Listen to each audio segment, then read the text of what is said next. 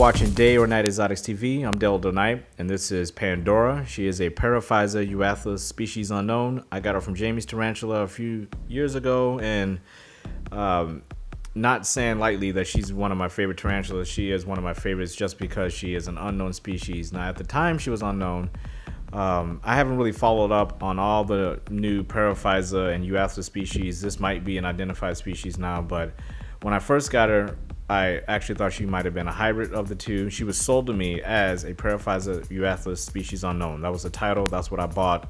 That was sent to me, and this is what was shipped to me.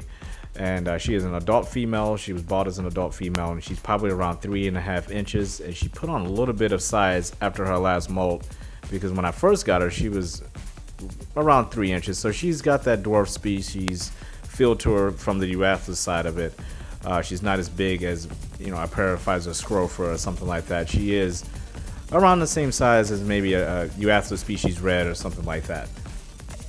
One of the things I love about this tarantula is obviously the coloration. She represents a lot of different colors, and as she browns up going towards her next molt, and she molts pretty regularly, every maybe 1.5 to 2 years she molts. After this prior molt, you're going to see her actually feed after this. She goes on a little bit of a fast after she eats. The footage of her feeding in this video is actually 5 months after she molted. She didn't eat anything. She is very picky. Sometimes she just eats crickets, and then she'll refuse them, and then she'll take a worm, then she'll refuse a worm and take crickets. So I kind of have to stay on my toes with her when it comes to her feeding cycle and when she's going to eat. But back to her coloration. As she darkens up, as you know, if you've been keeping a lot of different species of tarantula, sometimes the colors on a tarantula as they brown up heading towards the molt, it's not that flattering at all. She actually looks really good when she darkens up. She has a skeletal, as you can see here, almost got that Phonopelma samani type skeletal look on her legs. And again, this is 5 months after that last footage of the molt footage. This is the first time she actually ate after that molt. And her coloration, her carapace can range from, you know, a brown to a green, sometimes an emerald green. She has the mirror patch on the rump, very beautiful Paraphysa scrofa looking rump where it's kind of white where the rump meets the carapace, a little red blushing, fiery red sometimes right after she molts. Beautiful white sides on her. She gets a lot of golds and browns and coppers, and every time she molts, she just looks that much more amazing. She looks better now than she did when I first got her.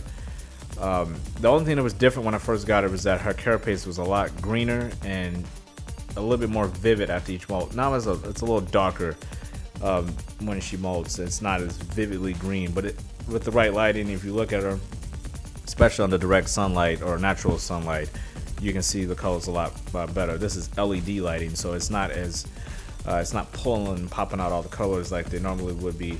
But she's a very beautiful tarantula. Her enclosure, I've had her in the same enclosure since I got her. Again, this is a dwarf species, essentially, so she's not going to get much bigger. She's maybe a ½ inch bigger than she was when I first got her.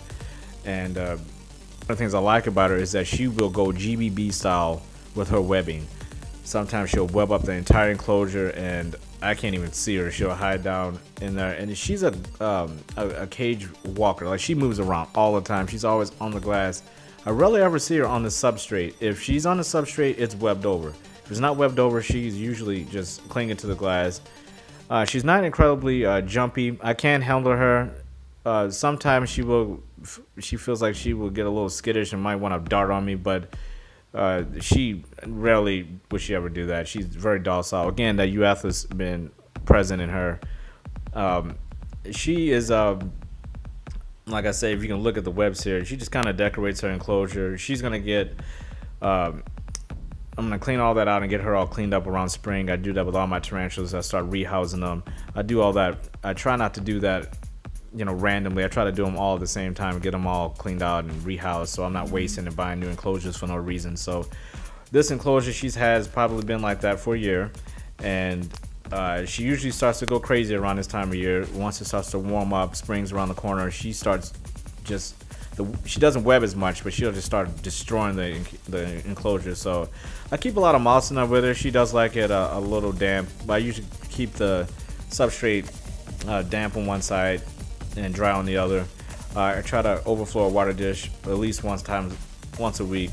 She likes a little bit more humid.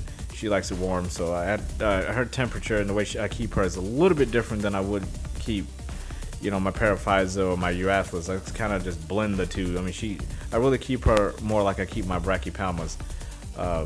You know, just depending on what time of year it is. So thought I would share this lady with you guys. She's a beautiful lady, one of my favorite tarantulas, and it's been really fun raising her, and she's an awesome tarantula. So thank you guys for watching this one. See you next time. Take care.